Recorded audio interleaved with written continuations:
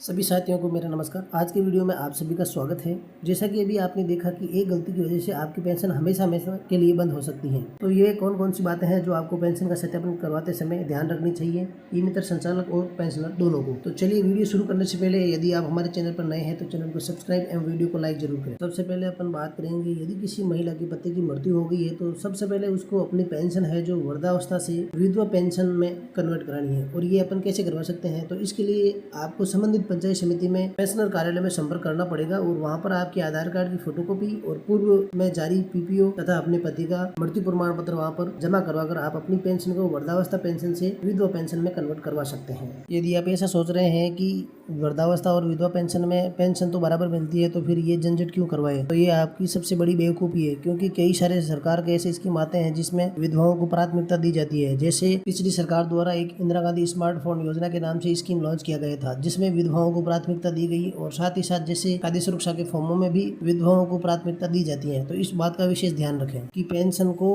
वृद्धावस्था से विधवा पेंशन में कन्वर्ट करवाना ही करवाना है। अब बात करते हैं पेंशन सत्यापन की कि कौन सी गलतियों की वजह से आपकी पेंशन हमेशा के लिए बंद हो सकती है।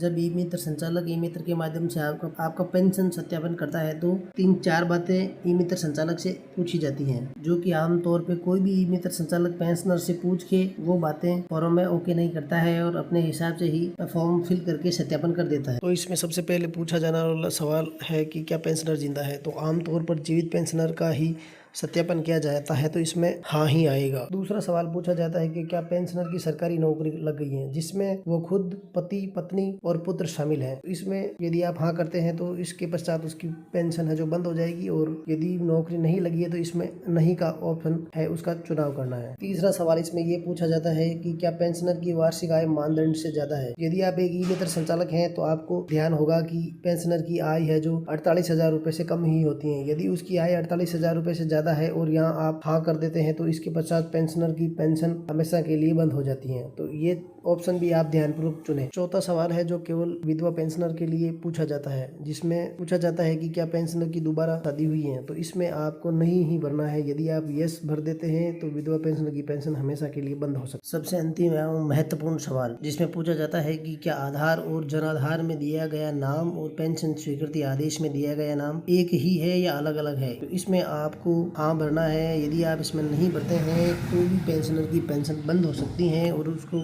भविष्य में दिक्कत का सामना करना पड़ सकता है। सबसे अंत में महत्वपूर्ण बयान जो कि ई मित्र धारक के द्वारा दिया जाता है और पेंशनर की पेंशन है जो वेरीफाई की जाती है। इसमें ई मित्र संचालक है जो शपथ पूर्वक बयान देता है कि जो भी जानकारी मेरे द्वारा भरी गई है वो जानकारी पूर्णतया सत्य है। और ई मित्र संचालक ये भी शपथ लेता है कि मेरे द्वारा कोई भी किसी प्रकार का फेरबदल नहीं किया गया है तथा किसी भी तथ्य को छुपाया या तोड़ मरोड़ करके प्रस्तुत नहीं किया गया है। यदि मैं कोई भी तथ्य फेरबदल कर या तोड़ मरोड़ कर पेश करता हूँ तो भारत सरकार की भारतीय न्याय संहिता 2003 में मिथ्या साक्ष्य के संबंध में धारा 212, 234, 235, 236 एवं 237 के तहत मेरे विरुद्ध फौजदारी मुकदमा दर्ज कर कार्रवाई करने के लिए स्वतंत्र है। वे दोषी पाए जाने पर मुझे 3 साल की सजा और 5,000 रुपए के जुर्माने की सजा हो सकती है। तो ई मित्र धारक इन सभी बातों का विशेष ध्यान रखें और भविष्य में होने वाली असुविधा से बचें। धन्यवाद साथियों।